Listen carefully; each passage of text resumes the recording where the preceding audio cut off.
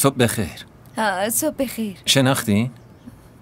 نشناختم ولی چند بار تو ساختمون دیدمتون. مانتی هستم. آهان مانتی. همین دیروز دانیال داشت ازتون حرف میزد. چی میگفت؟ اون ماشینتون هست، داشت در مورد اون میگفت. داشت میگفت شاید ما بخریمش.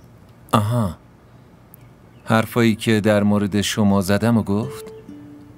نه، چیز دیگه ای نگفت. شما چی گفته بودین؟ جلوی خودتون بگم؟ بله بفرمایید. اول این شیرینی نظری رو بگیرین. مادر من به طور ویژه فرستاده و گفته به خوشگل‌ترین دختری که طبقه پایین زندگی میکنه بده. ولی من با حرف مادرم موافق نیستم. به نظر من که تو این ساختمون هیچ دختری خوشگل‌تر از شما نیست. جالبه. به ما سر بزنید.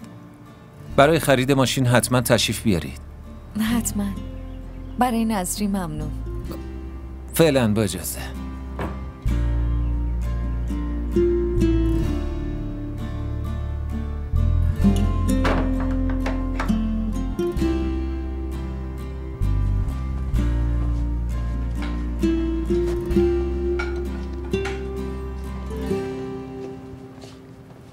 این چیه؟ بس یکم بخور.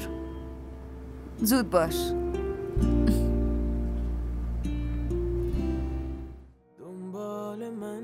همراه ما باشید و فراموش نکنید که سابسکرایب کنید تا بهترین سریال ها را با دوبله فارسی از تلویزیون دیدی تیوی تماشا کنید.